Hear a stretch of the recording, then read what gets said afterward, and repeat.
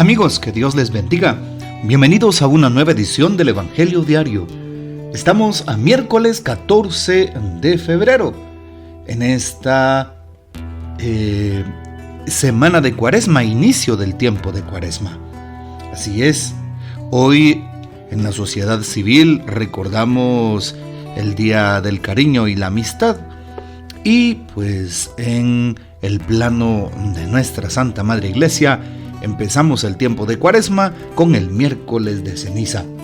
Y dentro de este tiempo de Cuaresma se abre la celebración de Santos Cirilo y Metodio, monje y obispo.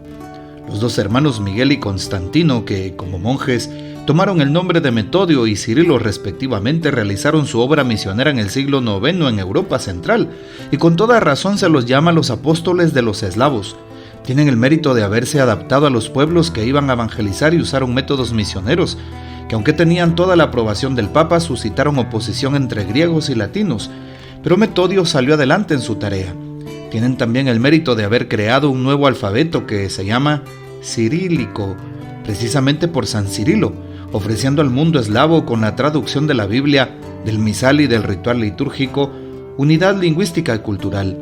Este gran regalo que los hermanos Cirilo y Metodio hicieron a los pueblos eslavos, el idioma ruso se escribe con las letras inventadas por Cirilo, fue recompensado con el amor y la devoción populares. Pero durante su vida los dos santos misioneros no tuvieron vida fácil, sino que tuvieron que luchar mucho contra los que siempre se oponen a los grandes innovadores. Los dos hermanos nacieron en Tesalónica, eran hijos de un empleado imperial y conocían el eslavo que se hablaba en Macedonia. Constantino, el más joven, nació hacia el año 827, completó sus estudios en Constantinopla bajo Focio, y después de su ordenación sacerdotal se dedicó a la enseñanza. Miguel, en cambio, siguió la carrera política, pero cuando lo nombraron gobernador de una provincia bizantina de lengua eslava, renunció al deseado puesto y se hizo monje con el nombre de Metodio. En el año 860 el emperador encargó a los dos hermanos la evangelización de los casarios, y 3 años después llegaron a Moravia por invitación del príncipe Ratislao. Fue aquí en donde elaboraron el alfabeto cirílico y en donde tradujeron por primera vez la Biblia y el misal en lengua eslava. Cirilo y Metodio fueron acusados de cisma y herejía, y por eso tuvieron que viajar a Roma, en donde los recibió con gusto el Papa Adriano II, que les permitió celebrar los santos misterios en lengua eslava, estando incluso él presente con una comunidad cristiana muy numerosa. Constantino, o Cirilo, murió en Roma el 14 de febrero del 869 y fue enterrado en la Basílica de San Clemente, el mártir, cuyas reliquias él mismo había llevado a Roma. Metodio, ordenado sacerdote por el Papa y nombrado obispo de Pannonia, regresó entre sus eslavos. Murió el 6 de abril del año 885 en la ciudad de Bělehrad, Checoslovaquia, y en su funeral se usó el eslavo junto con el griego y el latín. Pidamos pues la poderosa intercesión de estos grandes santos, Cirilo y Metodio, monje y obispo. Para hoy, miércoles de ceniza, tomamos los siguientes textos. En la primera lectura, el libro del profeta Joel, capítulo 2, versículos del 12 al 18. Empieza diciendo el texto: todavía es tiempo, vuélvanse a mí de todo corazón, con ayunos, con lágrimas y llanto, enluten su corazón y no sus vestidos. El Salmo responsorial 50 con la antífona: misericordia, Señor, hemos pecado. La segunda lectura, tomada de la segunda carta del apóstol San Pablo a los Corintios, capítulo 5, versículo 20 al capítulo 6, versículo 2. Y claro, la lectura del Santo Evangelio según San Mateo, capítulo 6, versículos del 1 al 6 y del 16 al 18. En aquel tiempo Jesús dijo a sus discípulos: tengan cuidado de no practicar sus obras de piedad delante de los hombres para que los vean. De lo contrario, no tendrán recompensa con su Padre Celestial. Por tanto, cuando des limosna, no lo anuncies con trompeta como hacen los hipócritas en las sinagogas y por las calles para que los alaben los hombres. Yo les aseguro que ya recibieron su recompensa. Tú, en cambio, cuando des limosna, que no sepa tu mano izquierda lo que hace la derecha, para que tu limosna quede en lo secreto, y tu Padre que ve lo secreto te recompensará. Cuando ustedes hagan oración, no sean como los hipócritas, a quienes les gusta orar de pie en las sinagogas y en las esquinas de las plazas para que los vea la gente. Yo les aseguro que ya recibieron su recompensa.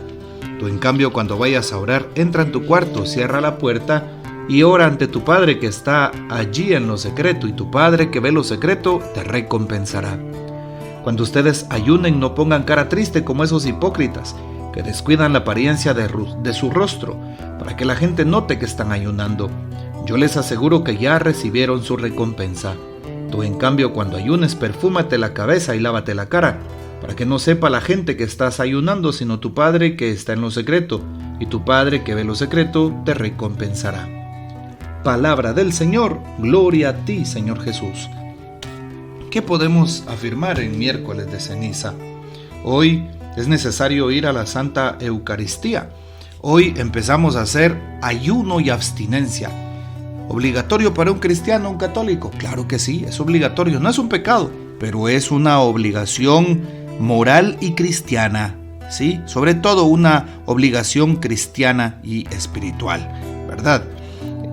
Bueno, yo creo que es importante entonces que nosotros vayamos de una manera indispensable hoy a la Santa Eucaristía y a la imposición de este sacramental, como lo es la ceniza. La ceniza no es algo mágico, no es una imposición que voy a hacerme para tener suerte, y si no voy, pues la suerte se va a ir. No se trata de eso, al contrario.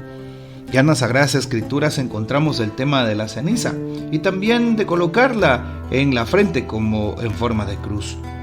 ¿En dónde encontramos esta referencia? Por ejemplo, en el libro de Ezequiel, en el capítulo 9, versículos del 4 al 6.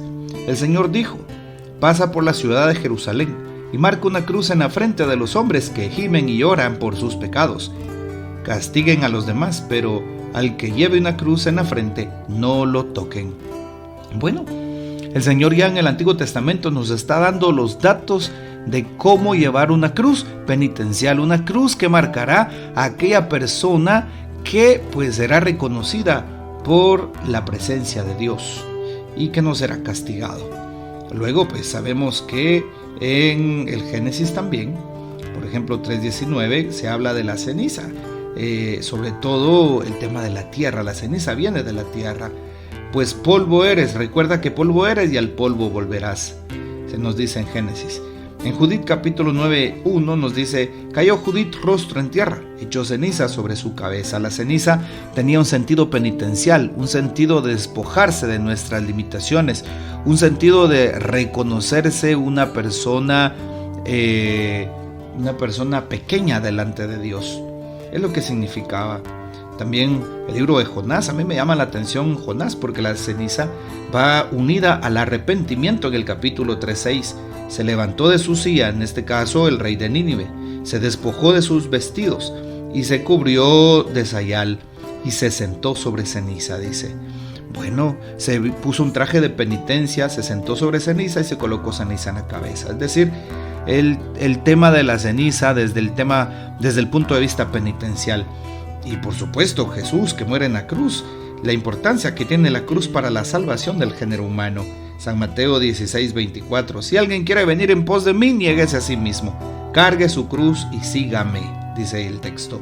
O Filipenses capítulo 3:18: les dije muchas veces, y aún ahora lo digo llorando, que son enemigos de la cruz de Cristo. ¿Quiénes? Aquellos que se oponen a la fe, aquellos que no lo quieren reconocer. Bueno, así que hoy qué importante es que vayas y los sacerdotes haremos dentro de la Eucaristía o de la celebración la cruz de ceniza con estas palabras: conviértete y cree en el Evangelio, o bien recuerda que con polvo eres y al polvo volverás. Repito, no es algo mágico, es un sacramental que se recibe para reconocernos pecadores limitados, para hacernos humildes y sencillos delante de Dios y saber que no somos autosuficientes.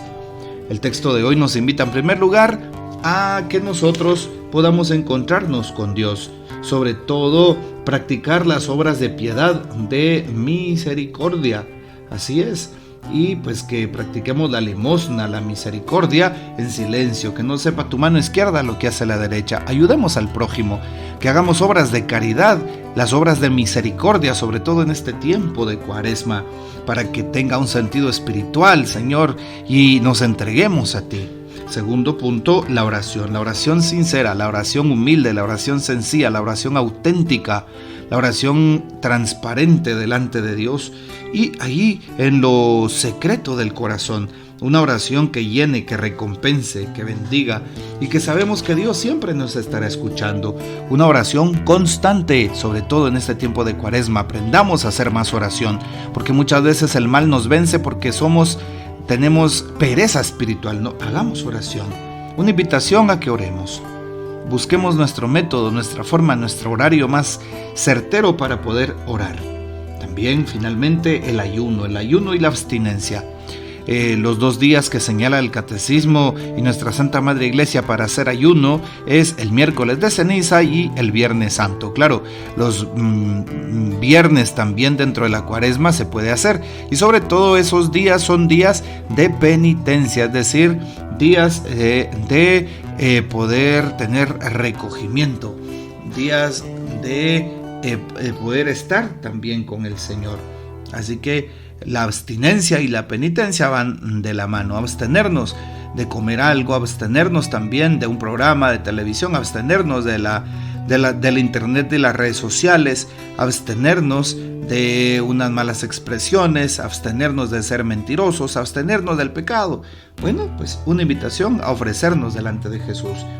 Y finalmente, también no menos importante, se nos invita a que podamos ayunar el día de hoy es día de ayuno, así que no olvides hacer ayuno, que regularmente el ayuno consiste en hacer 2 comidas al día, regularmente desayuno y almuerzo pero muy livianos, y una comida fuerte al día, pero que tampoco se sobrepase lo normal. Bueno, así que le invito a hacer ayuno y a disciplinar su corazón. Este tiempo es un tiempo de empezar la Cuaresma con un corazón sincero delante de Dios y en confesión. Vete a confesar, prepara tu corazón, empieza una Cuaresma, camino a la Pascua, a la Semana Santa, precisamente con una nueva actitud, con un corazón limpio, con un espíritu firme. Pues esta es la invitación el día de hoy. No tengamos miedo de poner por obra precisamente estos elementos que se nos piden, y sobre todo en esta práctica penitencial podamos salir triunfantes, venciéndonos a nosotros mismos en el nombre de Jesús. Que el Señor nos bendiga, que María Santísima nos guarde y que gocemos de la fiel custodia de San José. Y la bendición de Dios Todopoderoso, Padre, Hijo y Espíritu Santo, descienda sobre ustedes y permanezca para siempre. Amén. Comparte este audio y hasta mañana.